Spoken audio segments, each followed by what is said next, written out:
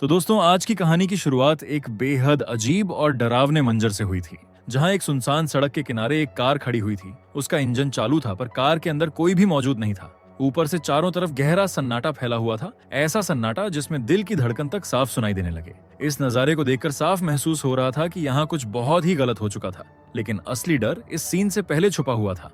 जहां हम पीछे जाएं, तो ये कहानी 4 दोस्तों से शुरू हुई थी, टाइलर, जेम्स, डे और फिशर। दरअसल ये उनकी आखिरी मुलाकात थी, क्योंकि आगे चलकर सभी को अपने अपने करियर पर ध्यान देना था। इसी वजह से उन्होंने सोचा कि आखिरी बार साथ में थोड़ा वक्त बिताया जाए, इसलिए वे सभी कार से शहर से बाहर घूमने निकल पड़े। शुरुआत में सफर बिल्कुल नॉर्मल लग रहा था, लेकिन शहर से निकलते ही उन्होंने एक लंबी और सीधी सड़क पकड़ ली। मैप के अनुसार थोड़ी दूरी पर एक मोड़ आना चाहिए था, जो उन्हें अगले हाईवे से जोड़ता, लेकिन समय बीतता गया और वो मोड़ कभी आया ही नहीं। पहले तो उन्होंने इसे नजरअंदाज किया, लेकिन जब आसपास का नजारा बार बार वैसा ही दिखने लगा तो बेचैनी बढ़ने लगी। ये समझकर टाइलर चिढ़ने लगा। उसे लगा कि शायद उनसे मोड़ छूट गया है, इसलिए बिना कुछ कहे उसने कार घुमा दी और उसी रास्ते पर वापस चलाने लगा जिस दिशा से वे आए थे। इस बार वो सड़क को बेहद ध्यान से देख रहा था, पर कार कुछ ही दूरी चली थी कि अचानक टाइलर ने जोर से ब्रेक मार दिए, क्योंकि उनके सामने सड़क अचानक खत्म हो चुकी थी। कुछ पल के लिए सभी को लगा कि शायद उन्होंने फिर से कोई मोड़ मिस कर दिया होगा, लेकिन टाइलर को पूरा भरोसा था कि यहाँ कोई मोड़ था ही नहीं। ये वही सीधी सड़क थी जिस पर वे लगातार चलते आए थे। अब टाइलर गुस्से और बेचैनी में कार से बाहर उतरा। उसने मोबाइल की टॉर्च जलाकर आसपास देखा और फिर जंगल की तरफ बढ़ गया। उसने जमीन को पैरों से कुरेद कर देखा, फिर हाथों से मिट्टी हटाने की कोशिश की, जैसे सड़क कहीं मिट्टी के नीचे दब गई हो। लेकिन वहां सिर्फ सख्त जमीन, सूखी पत्तियां और पेड़ों की जड़ें थीं। इसे साफ दिख रहा था कि सड़क वहीं पर खत्म हो जाती है और उसी बिंदु से जंगल शुरू हो जाता है। इसी बीच जेम्स भी कार से बाहर आ गया। उसने टॉर्च की रोशनी जंगल के अंदर घुमाई। तभी उसे पेड़ों के बीच कुछ अजीब सा दिखाई दिया। ऐसा लगा जैसे कोई इंसान जमीन पर चुपचाप बैठा हो और उन्हें देख रहा हो। कुछ सेकंड तक जेम्स को लगा कि शायद ये उसकी गलतफहमी है या अंधेरे की वजह से आंखों का धोखा है। लेकिन इससे पहले कि वो कुछ बोल पाता, अचानक झाड़ियों में तेज हलचल हुई और अगले ही पल जंगल के अंदर से कई लोग एक साथ बाहर निकल आए और बिना कोई चेतावनी दिए वे सीधे कार की तरफ दौड़ पड़े और उस पर टूट पड़े। कोई खिड़कियों पर हाथ मारने लगा, कोई दरवाजों को झकझोरने लगा। अचानक चारों तरफ चीख पुकार मच गई। डे और फिशर डर के मारे कार के अंदर ही चिल्लाने लगे और वही जेम्स और टाइलर बाहर खड़े पूरी तरह घबरा गए थे। उन्हें कुछ समझ नहीं आ रहा था कि क्या करें, भागें या दोस्तों को बचाने की कोशिश करें। तभी भीड़ ने पूरी कार को चारों तरफ से घेर लिया। फिशर की तरफ वाली खिड़की आधी खुली हुई थी। उसी का फायदा उठाकर एक आदमी ने उसका हाथ पकड़ लिया और अगले ही पल कई और हाथ उस पर टूट पड़े। उन्होंने इतनी जोर से खींचा कि फिशर चीख उठा और उसका हाथ बुरी तरह घायल हो गया। हैरानी की बात यह थी कि वे लोग फिशर को मार नहीं रहे थे, बल्कि वे बार बार कार की तरफ इशारा कर रहे थे, जैसे उन्हें सिर्फ वहीं चाहिए हो। तभी एक और अजीब बात साफ हो गई। भीड़ में से किसी ने भी जेम्स या टाइलर को छूने की कोशिश तक नहीं की। इस बीच डे और फिशर दोनों बुरी तरह घायल हो चुके थे। कार के अंदर डर और दर्द से माहौल भर गया था। तब टाइलर ने जोर से डे का नाम पुकारा। उसकी आवाज सुनते ही डे समझ गई कि अब एक ही रास्ता बचा है। फिर टाइलर ने झट से जेम्स का हाथ पकड़ा और दोनों कार के पीछे की तरफ दौड़ पड़े। किस्मत से इंजन पहले से चालू था। ये देखकर डे ने बिना एक पल गवाए ड्राइवर सीट पर छलांग लगाई, फिर रिवर्स गियर लगाया और पूरी ताकत से एक्सीलरेटर दबा दिया। तब कार अचानक पीछे की ओर उछली, जिसके बाद टाइलर और जेम्स भी किसी तरह दरवाजा खोलकर अंदर कूद गए। अब कार अंधेरी सड़क पर बेतहाशा दौड़ने लगी। किसी ने पीछे मुड़कर देखने की हिम्मत नहीं की। बस यही कोशिश थी कि उस जगह से जितनी दूर हो सके उतना अच्छा। पर कुछ देर बाद डे को महसूस हुआ कि कार की रफ्तार अब पहले जैसी नहीं रही। उसी समय फिशर के हाथ से लगातार खून बह रहा था और दर्द के मारे उसकी हालत बिगड़ती जा रही थी। मजबूरी में उन्हें थोड़ी दूरी पर जाकर कार रोकनी पड़ी। फिर टाइलर ने बिना समय गंवाए अपनी शर्ट का एक टुकड़ा फाड़ा और फिशर के हाथ पर कसकर बांध दिया, ताकि खून किसी तरह रुक सके। अब सबके चेहरे पर एक ही सवाल था कि आगे क्या किया जाए, लेकिन उन्हें सोचने का मौका ही नहीं मिला, क्योंकि अचानक वही डर दोबारा लौट आया और देखते ही देखते लोग फिर से कार पर टूट पड़े। ये देखकर डे ने एक सेकंड भी देर नहीं की। उसने तुरंत इंजन स्टार्ट किया और कार आगे बढ़ा दी। इस बार सभी पूरी तरह डर चुके थे। दिल इतनी तेज धड़क रहे थे कि सांस लेना मुश्किल लग रहा था। लेकिन सबसे डरावनी बात यह थी कि इस बार जो लोग आए थे वे पहले वाले लोग नहीं थे। पहला समूह काफी पीछे छूट चुका था। अब जो लोग हमला कर रहे थे वे सड़क के किनारे वाले जंगल से निकल कर आए थे, जैसे वे वहीं छुपकर इंतजार कर रहे हों। लेकिन तभी चारों दोस्तों को एक भयानक सच्चाई समझ में आने लगी। ये कोई एक दो समूह नहीं था, पूरा जंगल लोगों से भरा हुआ था। वे चाहे जितनी दूर तक भी ड्राइव करते, जैसे ही किसी वजह से कार रुकती, चारों तरफ से लोग बाहर निकल आते और उन्हें घेर लेते। मानो ये सड़क एक बंद चक्र की तरह काम कर रही हो, जिससे बाहर निकलने का कोई साफ रास्ता था ही नहीं। अब सवाल और भी डरावने हो गए थे। वे लोग आखिर थे कौन? क्या वे नशे में धुत लोग थे, या जेल से भागे हुए कैदी, या फिर कुछ और, कुछ ऐसा जो इस जगह से जुड़ा हुआ था? लेकिन इन सवालों के जवाब ढूंढने का समय उनके पास नहीं था। हर बार रुकना मतलब मौत को न्योता देना था। फिलहाल उनके पास सिर्फ एक ही रास्ता बचा था, आगे बढ़ते रहना। इसलिए डे ने कार की रफ्तार बनाए रखी, जबकि बाकी तीनों हर मोड़ पर उम्मीद लगाए बैठे थे। उन्हें बस इतना इंतजार था कि कहीं से कोई असली मोड़ दिखाई दे जाए, कोई ऐसा रास्ता जो इस डरावनी सड़क से बाहर ले जाए। उन्हें उम्मीद थी कि अगर वे एक बार यहाँ से निकल गए तो फिर कभी पलटकर इस जगह की तरफ नहीं देखेंगे। इसलिए वे लगातार ड्राइव करते रहे। समय जैसे रुक सा गया था। कब रात खत्म हुई किसी को ठीक से पता नहीं चला। धीरे धीरे 6 घंटे बीत गए। फिर आसमान का रंग बदलने लगा और सूरज निकल आया। सुबह की रोशनी फैल तो रही थी, लेकिन हालात पहले से भी ज्यादा गलत लग रहे थे। इसी बीच टाइलर की नजर अचानक डैशबोर्ड पर गई।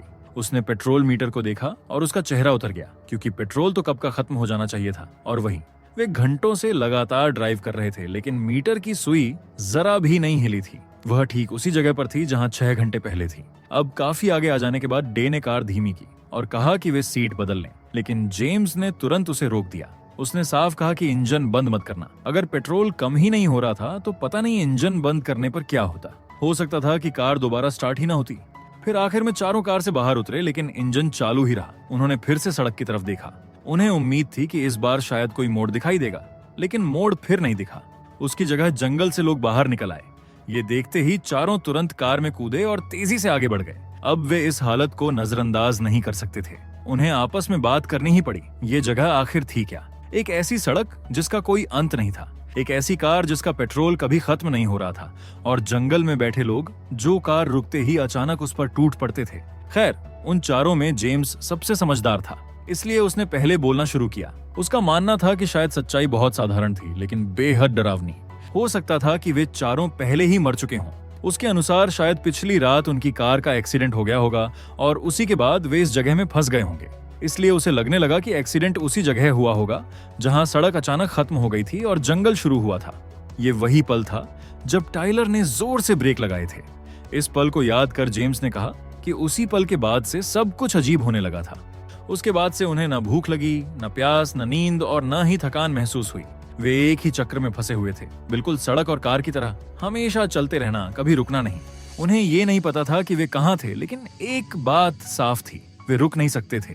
उन्हें आगे बढ़ते रहना था। वे सिर्फ कुछ सेकंड के लिए सीट बदलने के लिए रुक सकते थे। किसी भी हालत में इंजन बंद नहीं किया जा सकता था। वे उम्मीद करते रहे कि शायद कभी कोई मोड़ आ जाएगा।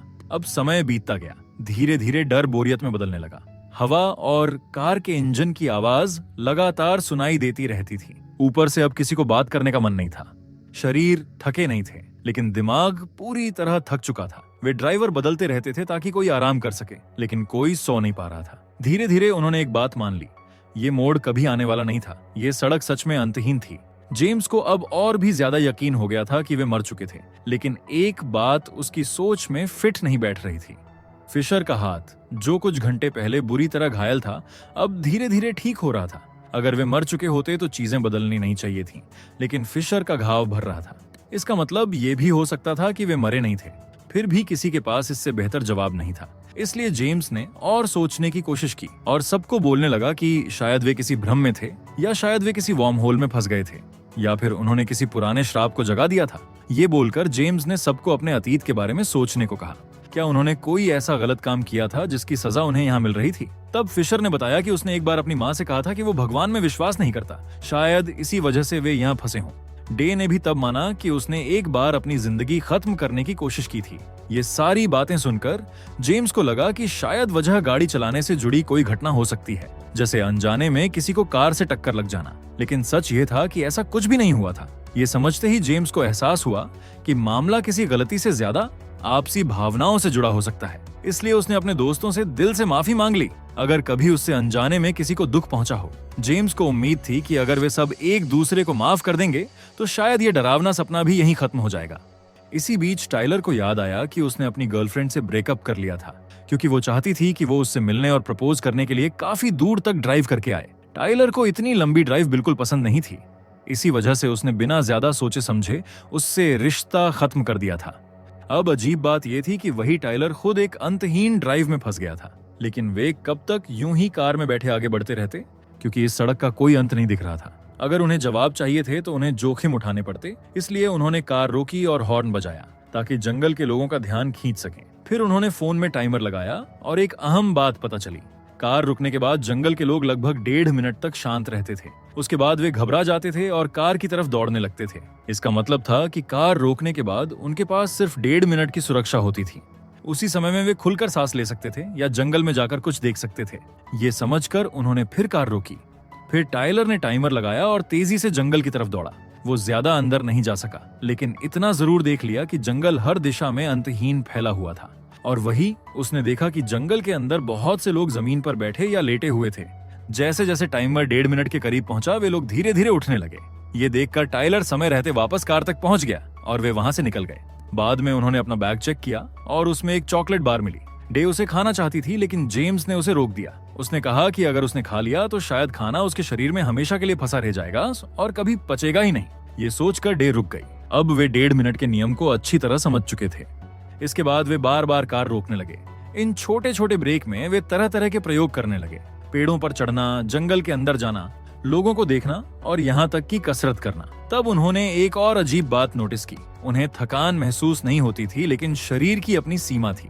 टाइलर ने बार बार पुशअप्स किए, लेकिन वो सिर्फ लगभग 30 सेकंड तक ही कर पाया, जैसे एक आम इंसान करता है।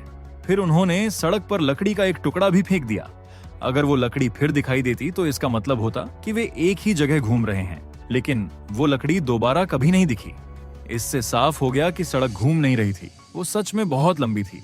इन सब प्रयोगों के दौरान उनके दिमाग में एक और विचार आया, जंगल के लोगों से सवाल पूछने का। जब भी वे कार रोकते, टाइलर और जेम्स जंगल की तरफ दौड़ते। उसी समय डे कार को पीछे की तरफ चलाती थी। इस तरकीब से उन्हें थोड़ा ज्यादा समय मिल जाता था। जंगल के लोग कार की तरफ दौड़ते थे, लेकिन अब कार उनसे दूर होती जाती थी। इसी अतिरिक्त समय का फायदा उठाकर टाइलर और जेम्स जंगल में जाकर उन शांत बैठे लोगों में से किसी एक को पकड़ लेते थे। वे उसे पेड़ से बांधते थे, डराने की कोशिश करते थे और सवाल पूछते थे। वे जानना चाहते थे कि ये जगह क्या है और वे लोग कौन हैं। लेकिन ये तरीका कभी काम नहीं आया, क्योंकि वे लोग कभी कोई जवाब नहीं देते थे। वे पूरी तरह चुप रहते थे और जैसे ही 1.5 मिनट पूरे होते, वे घबरा जाते थे और मदद की भीख मांगने लगते थे। अब धीरे धीरे चारों मानसिक रूप से टूटने लगे। इस तरह जीने का क्या मतलब था? लगातार ड्राइव करना, न नींद न असली आराम। उन्हें सबसे ज्यादा नींद की कमी खलने लगी। अब दिन बीतते गए और उनकी कुछ यादें भी धुंधली पड़ने लगीं। फिर एक दिन उन्होंने सड़क पर आगे खड़ी एक और कार देखी। टाइलर ने अपनी कार सुरक्षित दूरी पर रोक दी। उसे डर था कि कहीं जंगल के लोग आकर उनकी कार छीनने न लगें। फिर वो वापस मुड़ने के लिए तैयार था, लेकिन जेम्स ने मना कर दिया। जेम्स के लिए यह सफर आगे बढ़ने का था। पीछे मुड़ने का मतलब था अब तक की पूरी यात्रा को बेकार कर देना। इसलिए जेम्स अकेले उस खड़ी कार की तरफ दौड़ा। वहां पहुंचकर उसने देखा कि कार के अंदर कोई नहीं था और स्पीडोमीटर पर भी 1 मिलियन से ज्यादा मील दिख रहे थे। इसका मतलब था कि उस कार का ड्राइवर बहुत लंबे समय तक ड्राइव करता रहा था। इससे ज्यादा एक और अजीब बात यह थी कि वो कार आगे की तरफ नहीं बल्कि पीछे की दिशा में खड़ी थी, उसी तरफ जहां से वे आए थे। ये देखकर सबके मन में एक सवाल उठा, अगर कोई इतनी दूर चलकर भी गायब हो गया तो इस सफर का मतलब क्या था? उसी पल टाइलर ने वो किया जो उसने पहले कभी नहीं किया था। उसने एक्सीलरेटर पूरी ताकत से दबा दिया। ये देखकर सबको समझ आया कि वो सब कुछ खत्म करना चाहता था। अगर मौत आती तो कम से कम ये दर्द तो खत्म हो जाता। लेकिन बाकी लोग डर गए। उनके डर को देखकर टाइलर ने जोर से ब्रेक लगा दिए। फिर वो चुपचाप कार से उतरा और जंगल की तरफ चल दिया। जेम्स उसके पीछे गया, लेकिन टाइलर कभी वापस नहीं आना चाहता था। ये देखकर जेम्स ने उसे रोकने की कोशिश भी नहीं की, पर डे टाइलर को पीछे छोड़ना नहीं चाहती थी। लेकिन टाइलर अपना फैसला कर चुका था। तब जंगल की भीड़ पास आ रही थी। डे के पास कोई और रास्ता नहीं बचा। वो वापस कार में बैठी और आगे ड्राइव करने लगी। टाइलर एक बात साफ मान चुका था, अगर जिंदगी का मतलब एक बंद डिब्बे में फंसे रहना और हमेशा आगे बढ़ते रहना है, तो वो ऐसी जिंदगी नहीं चाहता था। उसकी 1.5 मिनट वाली अंतहीन जिंदगी वहीं खत्म हो गई। अब ये सफर बाकी 3 दोस्तों के लिए जारी रहा।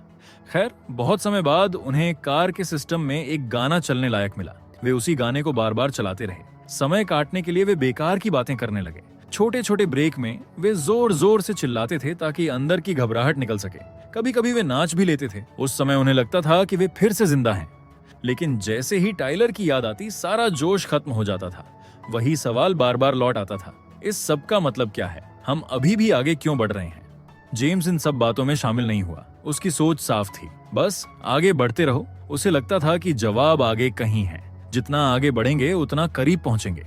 इसलिए वो सिर्फ प्रगति पर ध्यान देता रहा। तभी रास्ते में उन्हें एक और खाली कार मिली। उसमें से उन्होंने एक मार्कर उठा लिया। इससे वे मील गिनने और कार पर लिखने लगे। इससे उनका समय थोड़ा आसान हो गया। वे बहुत लंबी दूरी तक आगे बढ़ते रहे। फिर एक दिन उन्होंने एक और कार देखी। उसके पास ड्राइवर जमीन पर पड़ा हुआ था। इससे उन्हें समझ आ गया कि आखिर में क्या होता है। लोग थक जाते हैं, उम्मीद खो देते हैं और हार मान लेते हैं। लेकिन तभी कुछ अजीब हुआ। उनके 1.5 मिनट बीत गए, लेकिन जंगल से कोई नहीं आया। वजह साफ थी कि वे इतनी दूर आ चुके थे कि यहाँ तक बहुत कम लोग ही पहुंच पाए थे। अब कोई खतरा नहीं बचा था। अब वे जितनी देर चाहें कार रोक सकते थे। उन्हें हर वक्त कार के अंदर रहने की जरूरत नहीं थी। लेकिन जेम्स फिर भी रुकना नहीं चाहता था। उसके लिए रुकना आजादी नहीं था। वो सड़क को पूरा खत्म करना चाहता था। अब उसे पूरा यकीन हो गया था कि असली प्रगति हो रही है। फिर उसने डे और फिशर से कहा कि अब वो अकेले ही ड्राइव करेगा, इसलिए उन्हें सीट बदलने की जरूरत नहीं थी। लेकिन डे और फिशर को ये आइडिया बिल्कुल पसंद नहीं आया। वे अब अंत के पीछे भागना नहीं चाहते थे। वे सिर्फ शांति चाहते थे। उनके पास अब कोई लक्ष्य नहीं बचा था। वे समझ चुके थे कि उम्मीद सिर्फ दर्द देती है। कुछ दूर जाकर उन्हें बाहर निकलने की आजादी मिल चुकी थी। लेकिन जेम्स अपनी जिद के कारण उन्हें कार में ही बैठाए रखना चाहता था। अब अंदर ही अंदर डे और फिशर सच्चाई समझ चुके थे। ये सड़क कभी खत्म नहीं होने वाली थी। ये समझकर डे ने इंजन बंद कर दिया और चाबी निकाल ली, क्योंकि वो जेम्स को आगे बढ़ने से रोकना चाहती थी। इससे जेम्स गुस्से में आ गया। उसने उनसे हाथापाई की और चाबी वापस छीन ली। उसे लगा कि इंजन अभी गर्म है और दोबारा स्टार्ट हो जाएगा। लेकिन ऐसा नहीं हुआ, जिसके वजह से जेम्स पूरी तरह टूट गया। वो रोते हुए बार बार चाबी घुमाता रहा। आखिरकार इंजन स्टार्ट हो गया। बिना पीछे देखे वो कार लेकर आगे बढ़ गया और डे और फिशर को पीछे छोड़ दिया। अब जेम्स अकेले आगे बढ़ता रहा और उसकी दूरी बढ़ती चली गई। तब अचानक बारिश होने लगी। ये पहले कभी नहीं हुआ था। उसे लगा कि शायद दोस्तों को छोड़ने की सजा मिल रही है। लेकिन कुछ देर बाद बारिश रुक गई। फिर वो दिन रात बिना रुके ड्राइव करता रहा। आखिरकार जेम्स एक ऐसी जगह पहुंचा जहां बहुत सारी कारें एक साथ खड़ी थीं, लेकिन किसी भी कार में ड्राइवर नहीं था। उसी पल जेम्स को सच्चाई समझ में आ गई कि उसके दोस्त सही थे। इस सफर का कोई मतलब नहीं था। न कोई असली प्रगति थी, न कोई जवाब। अंत में हर किसी को इस सड़क से उतरना ही पड़ता था। वहां खड़ी सारी कारें एक ही बात साफ दिखा रही थीं। सड़क के अंत तक पहुंचने के बाद भी लोगों को अपनी कार छोड़नी पड़ी थी। सालों तक ड्राइव करने का कोई नतीजा नहीं निकला था। ये समझ जेम्स को पूरी तरह तोड़ गई। वो वहां 1-2 दिन तक बैठा रहा, लेकिन उससे भी कुछ नहीं बदला। आखिर में वो कार से बाहर निकला और उसने चॉकलेट बार खा ली। उसका स्वाद बहुत अच्छा लगा। उसे एक अजीब सा सुकून महसूस हुआ। वही सुकून जो शायद सड़क खत्म होने पर महसूस होना चाहिए था। तभी जेम्स को एक और दर्दनाक बात समझ में आई। ये एहसास वे चारों शुरू में ही महसूस कर सकते थे, लेकिन उसने खुद कभी इसकी इजाजत नहीं दी थी। उसी पल जेम्स जोर से चिल्लाया। फिर उसने कुछ ऐसा किया जो उसने पहले कभी नहीं किया था। उसने कार को घुमा दिया और वापस उसी रास्ते पर ड्राइव करने लगा। उसे उम्मीद थी कि चाहे कितना भी समय लगे, शायद किसी दिन वो अपने दोस्तों से फिर मिल पाए। खैर, रास्ते में उसने एक और ड्राइवर को देखा जो मरा हुआ था, लेकिन फिर भी उसने उसे अपने साथ बैठा लिया और रास्ते भर उसने उससे बात भी की, जो काम उसने अपने दोस्तों के साथ भी ठीक से नहीं किया था। अंत के पीछे भागते हुए उसने पूरा सफर बर्बाद कर दिया था। अब जाकर जेम्स को एक साधारण बात समझ में आई। सफर का मतलब उसे जल्दी खत्म करना नहीं होता। सफर का मतलब उसे जीना होता है। इसी समझ के साथ ये कहानी यही खत्म हो जाती है। अगर आपको एक्सप्लेनेशन अच्छा लगा हो तो वीडियो को लाइक और कमेंट जरूर करें। ऐसी ही और मजेदार और अनोखी कहानियों के लिए चैनल को सब्सक्राइब करना ना भूलें।